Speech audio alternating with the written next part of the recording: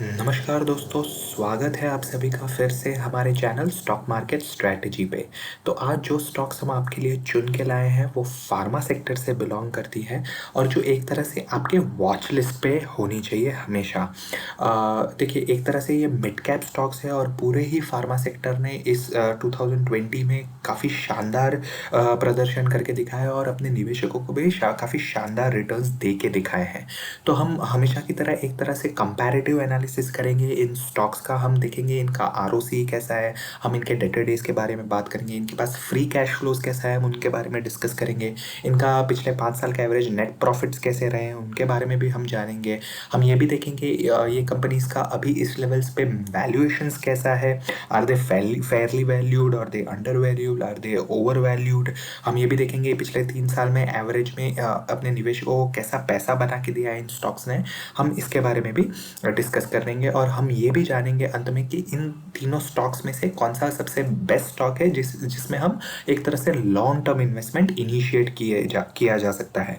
और हम ये भी देखेंगे कि क्या ये सही लेवल है कोई भी फार्मा सेक्टर में एंट्री लेने के लिए, या फिर थोड़ा हम थोड़ा और रुक सकते हैं, लोअर लेवल्स पे एंट्री कर सकते हैं। हम इसके बारे में भी बात करेंगे। तो वीडियो को अंत तक देखें और चैनल को सब्सक्राइब ज़रूर करें। तो किसी भी कंपनी में निवेश करने से पहले आपको उस कंपनी की ओवरऑल बैलेंस शीट देखनी पड़ती है। देखिए, कोई भी एक पैरामीटर के बेस पे हम ये डिसाइड नहीं कर सकते कि वो कंपनी अच्छी है या बुरी है। फ्रॉम माय पर्सनल व्यू, अगर मुझे किसी कंपनी में निवेश करना है तो मैं कुछ 5-6 पैरामीटर्स उस कंपनी पे कंपनी के देखूंगा। उस बेस पे मैं डिसाइड करूंगा कि वो उस कंपनी में लॉन्ग टर्म इन्वेस्टमेंट किया जा सकता है या नहीं। मेरे हिसाब से आपको भी कुछ 4-5 पैरामीटर्स के बेस पे ही डिसाइड अपना डिसीजन लेना चाहिए, किसी एक पैरामीटर के बेस पे नहीं। जो पैरामीटर हम सबसे पहले डिस्कस करने वाले हैं, इन 3 कंपनी, सबसे पहले मैं बता दूं कि जो 3 कंपनीज के बारे में हम डिस्कस करने वाले हैं उसमें पहली कंपनी है एलेम्बिक फार्मा, दूसरी है अजंता फार्मा और तीसरी है लॉरस लैब। तो जो पहला पैरामीटर हम डिस्कस करेंगे वो है आरओसी। आरओसी होता है रिटर्न ऑन कैपिटल एम्प्लॉयड, यानी जो भी कंपनी अपना निवेश कर रही है तो उस पर उसको कितना रिटर्न मिल रहा है उस इन्वेस्टमेंट पे, उसे आरओसी कहते हैं। अगर इन कंपनीज का पिछले 5 साल का एवरेज आरओसी देखें तो एलेम्बिक फार्मा का 30% है, अजंता फार्मा का 32% है और लॉरस लैब का 19% है। तो मैं कहूँगा ROC is very good for all the 3 companies. अगर डेटर डेज के बारे में बात करें, डेटर डेज होता है कि इन कंपनी ने अपने क्लाइंट को कुछ प्रोडक्ट सप्लाई किया या दवाई, इनके केस में दवाई सप्लाई की, तो उस दवाई के बिहाफ पे ये कंपनी अपने क्लाइंट को बिल्स देगी, इनवॉइस देगी। तो वो बिल के इनवॉइस के बिहाफ पे उनको कितने दिनों में अपना पैसा अपने क्लाइंट से वापस मिल रहा है, उसे डेटर डेज कहते हैं। तो यहाँ पे अगर एलेम्बिक फार्मा का डेटर डेज देखें तो 69 है, अजंता फार्मा का 109 है और लॉरस लैब का 102 है। तो डेटर डेज जितने कम हो उतना अच्छा है किसी भी कंपनी के लिए।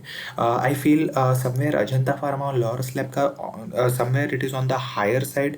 दे should work, personally I feel they should work on reducing their debtor days. Alembic pharma का ठीक ठाक है, I would say they are in comfortable position as far as debtor days are concern. अगर इन कंपनीज के free cash flows के बारे में बात करें एज ऑन मार्च 2020, तो एलेम्बिक फार्मा के -446 करोड़ है, अजंता फार्मा के 200 करोड़ है, लॉरस लैब के हैं 110 करोड़। फ्री कैश फ्लोज होता है रियल अर्निंग्स या real cash at the end of the year for with any company. देखिए, जितने ज़्यादा फ्री कैश फ्लोज होंगे कंपनी के लिए उतना ज़्यादा अच्छा है। तो मैं ये एक इम्पॉर्टेंट पैरामीटर समझता हूँ किसी भी कंपनी में निवेश करने से पहले। तो not and free cash flows is not only for the companies, for any individual also it is a important thing, because वो एक तरह से अगर फ्री कैश फ्लो ज़्यादा है तो एक तरह से सस्टेन कर सकती है वो कंपनी या वो इंडिविजुअल, ऐसे कोविड जैसे क्राइसिस अगर आता है तो मैं कहूँगा अजंता फार्मा और लॉरस लैब के पास अच्छा खासा है फ्री कैश फ्लोज।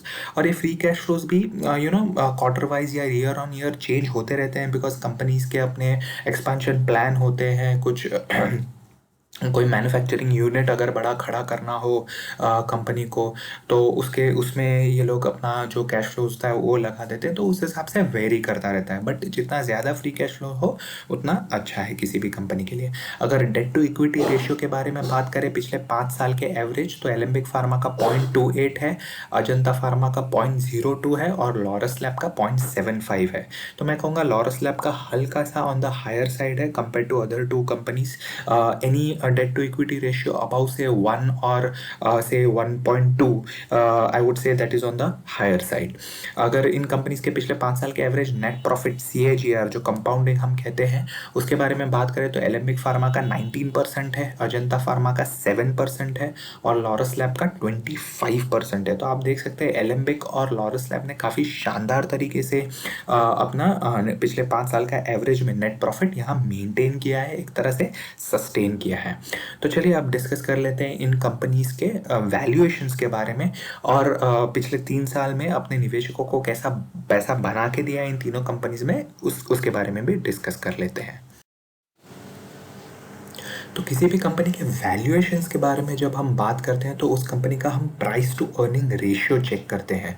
तो यहाँ अगर एलेम्बिक का पी देखें तो 20 है, लॉरस लैब का 43 है और अजंता फार्मा का 28 है।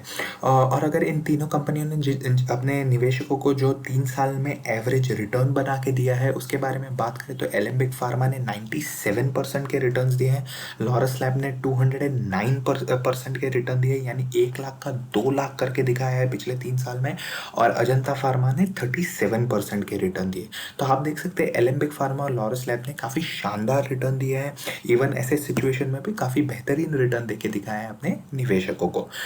तो अगर after the entire comparative analysis अगर कोई स्टॉक मुझे चुनना हो फॉर लॉन्ग टर्म इन्वेस्टमेंट तो मैं यहाँ Alembic pharma and Laurus lab को चुनूंगा। बट यहाँ पे मैं आपको कहूँगा कि आप एंट्री के लिए थोड़ा सा रुकिए, थोड़ा पेशेंटली वेट कीजिए। आपको लोअर लेवल्स पे मिले तो लोअर लेवल्स पे इन कंपनीज को आप एक्यूमुलेट करें। उसके पीछे रीज़न ये है कि अगर आप इन कंपनीज के रिजल्ट देखें, यानी एलेम्बिक फार्मा ने अभी हाल ही में नतीजे घोषित किए थे, उसमें आप देखें तो ईयर ऑन ईयर तो काफ़ी शानदार प्रदर्शन है, बट अगर सीक्वेंशियल बेसिस पे आप देखें यानी क्वार्टर एंड क्वार्टर देखें तो ठीक ठाक है, आई वुड से एवरेज है, बढ़ के आया है नो डाउट, बट मार्केट को इतना अच्छा लगा नहीं है। Same is the case for से आरती ड्रग्स, उनका ईयर ऑन ईयर तो काफ़ी शानदार है, बट आप quarter and quarter sequential basis पे देखें तो नेट प्रॉफिट में थोड़ी हल्की सी गिरावट देखने को मिली है। तो हो सकता है कि आरती ड्रग्स में भी आपको गिरावट देखने को मिले मंडे को। एलेम्बिक फार्मा में भी आपने देखा कि प्रॉफिट बुकिंग आ गई थी नतीजे आए तब, और स्टॉक 3% नीचे बंद हुआ था। तो मे बी ये लेवल पे आप एक्यूमुलेट करें, बट पूरा माल आप एक साथ ना खरीदें।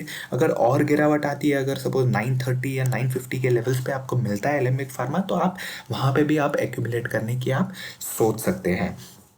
और पूरा माल एक साथ ना खरीदे और हायर लेवल्स पे ना ले। जनरली रिटेल निवेशक क्या करते हैं, वो एक हाई लेवल पे 5-7% बढ़ जाता है, उधर वो लोग खरीदते हैं और फिर क्या आता है, प्रॉफिट बुकिंग आ जाती है तो स्टॉक नीचे आ जाता है। तो आपको वैसा नहीं करना है, you should buy low and sell high, ये आपको हमेशा ध्यान में रखना है। अजंता फार्मा में आपको कहूँगा कि अभी अवॉइड कीजिए, क्योंकि जो भी इनके प्रमोटर्स हैं उनके जो शेयर्स है वो अभी प्लेज किए हुए हैं, गिरवी रखे हुए हैं, कुछ 15-16% के शेयर्स उनके गिरवी है। तो जब तक वो थोड़ा रिजॉल्व नहीं होता या कम नहीं हो नहीं जाते, तो मैं कहूँगा यहाँ पे अजंता फार्मा को फिलहाल के लिए अवॉइड कीजिए। बट हाँ, एलेम्बिक फार्मा और लॉरस लैब को आप बाय ऑन डिप्स करें, देखिए दोनों ही शानदार कंपनीज है, API बनाने वाली कंपनीज है, और जिस हिसाब से चाइना के साथ जो मतभेद चल रहे हैं उसको मद्देनज़र देखें तो इंडिया का एक तरह से जो फार्मा और केमिकल सेक्टर है वो एक तरह से काफ़ी मुझे अच्छा लगता है in in in future and in for the long term as well. तो कोई भी निवेश करने से पहले आप अपनी स्टडी करें, आप अपनी रिसर्च करें, आप अपनी एनालिसिस करें, उसके बाद ही किसी भी प्रकार का निवेश करें, क्योंकि पैसा अल्टीमेटली आपका है। वीडियो अच्छा लगा हो तो वीडियो को लाइक करें and stay tuned for more such analysis with stock market strategy.